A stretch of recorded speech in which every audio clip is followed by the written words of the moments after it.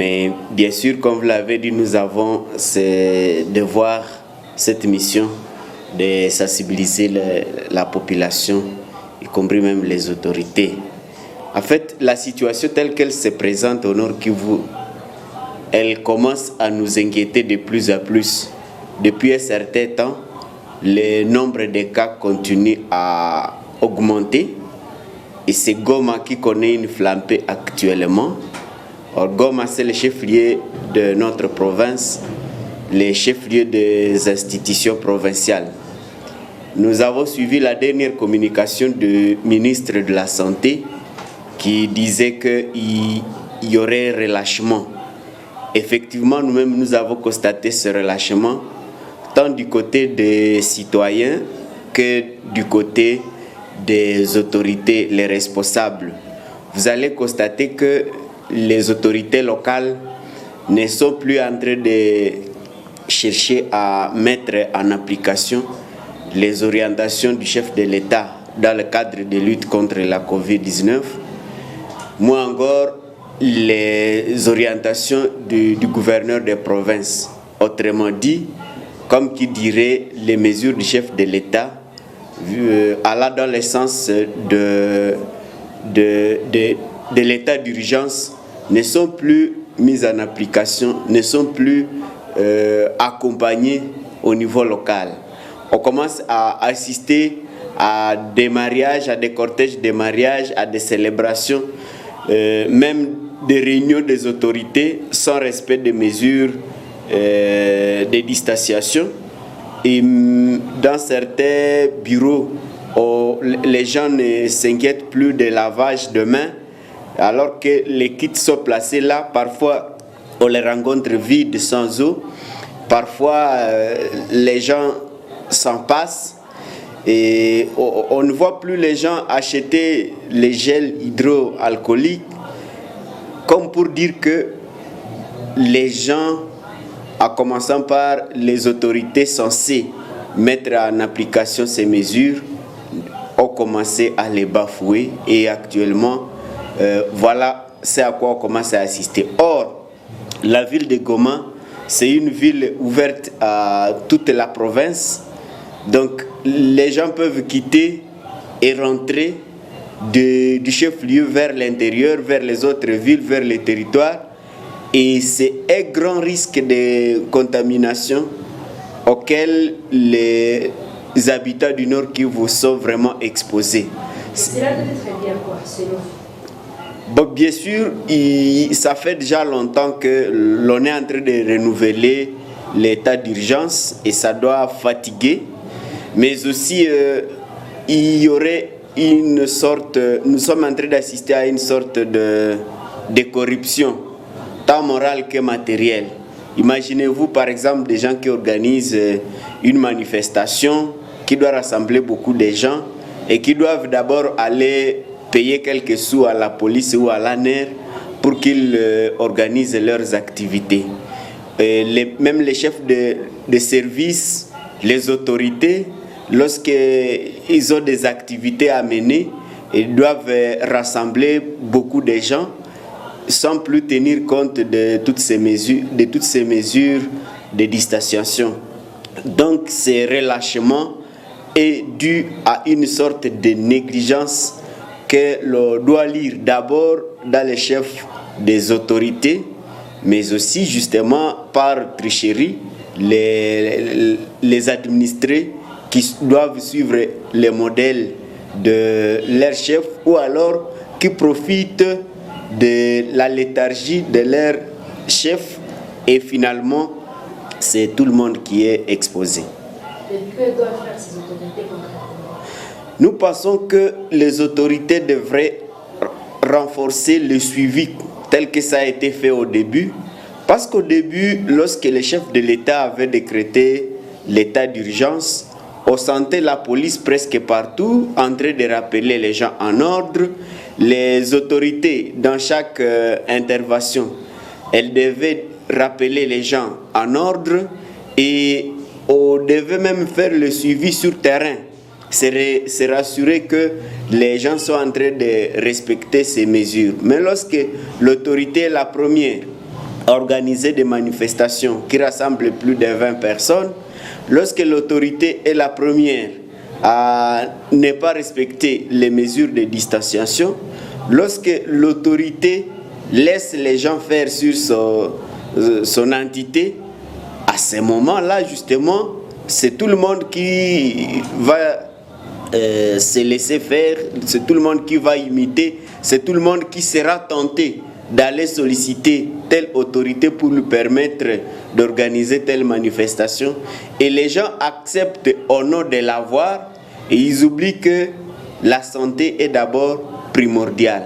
Vous voulez parler des mariages qui se font des hommes? Non, les mariages peuvent être autorisés, mais qu'on respecte quand même les mesures de distanciation. Par exemple, qu'on dise, nous célébrons le mariage devant 3, 4, 5 témoins, que de dire, bon, on célèbre le mariage et on va voir les cortèges, on va voir beaucoup de gens aller dans la salle de fête, on va voir les gens affluer vers les mariés, on va voir beaucoup de gens venir célébrer. Donc nous voudrions que tout soit réglementé et que les autorités soient en mesure de tout suivre. Vous imaginez un bourgmestre qui reçoit dans son bureau plus de 30 personnes dans une petite chambre, et il les entend pour célébrer le mariage. Lui-même est en train d'exposer le couple qui est en train de venir vers lui. Lui-même est en train de s'exposer. Il est en train d'exposer les invités qui doivent venir à cette fête. Et de manière implicite, il est en train de les autoriser d'aller organiser une grande fête à la maison. Mais s'il dit, bon, moi je ne vais recevoir que le couple et les parents, à ce moment-là, on sait que c'est strict et qu'il y aura un suivi même au niveau du domicile pour se rassurer que les gens ne se sont pas rassemblés en masse dans ces milieux-là. Et surtout, il faut éviter les voyages. Pendant qu'il y a flambé des cas à Goma, mais on continue à autoriser que les véhicules montent et redescendent de Goma vers l'intérieur de la province et de l'intérieur de la province vers Goma. Et pourtant, au début, on arrivait quand même à fermer la frontière, disons, les entrées et les sorties. Mais aujourd'hui, de Butembo vers Goma, c'est ouvert. De Goma vers Butembo, c'est ouvert. Vous voulez qu'on referme d'abord la route de Butembo-Goma? Je crois que c'est l'idéal. Il serait important qu'on referme la route ou alors qu'on définisse quel type de véhicule doit passer. Comme c'était au début, on autorisait les véhicules qui portaient les vivres et se rassurer que ceux qui conduisent ces véhicules ne sont pas en contact avec les personnes qui doivent charger le véhicule. Et quand ils arrivent, ils doivent passer sous un contrôle médical sérieux. Et cela pourrait permettre à ce que l'on protège tant soit peu la population du Nord Kivu. Message à la population. Je crois que la population ne doit pas entrer dans un relâchement. La population doit comprendre que toutes ces mesures, c'est pour son bien, c'est pour sa protection, et doit être la première à se les approprier, de sorte que l'on ne soit pas le premier à propager ces virus et amener à ce qu'il y ait flambé des cas sur toute l'étendue de la province. Nous devons permettre aux autorités sanitaires de maîtriser cette Covid-19 dans la seule ville de Goma et ne pas être les premiers à propager ces virus sur toute l'étendue de notre province. C'est à moi de vous remercier.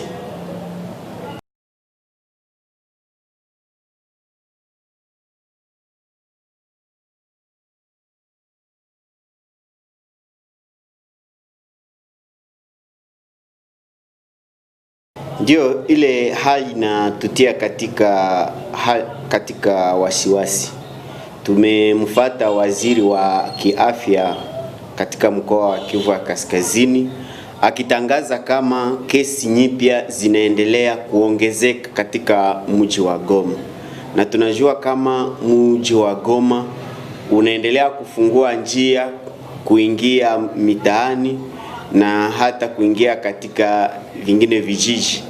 Na sasa sisi tunaona kama hiyo ni jambo ngumu, inatutia katika hoga tukiona kama watu wanaendelea kukumbwa na huo ugonjwa. Na hiyo yote inatokana kuona kama waongozi hata na wakaaji wote wameachilia kanuni za kujikinga. Watu hawanawe tena mkono, watu wameanja kuikaa katika vikundi bila kuachana mita moja.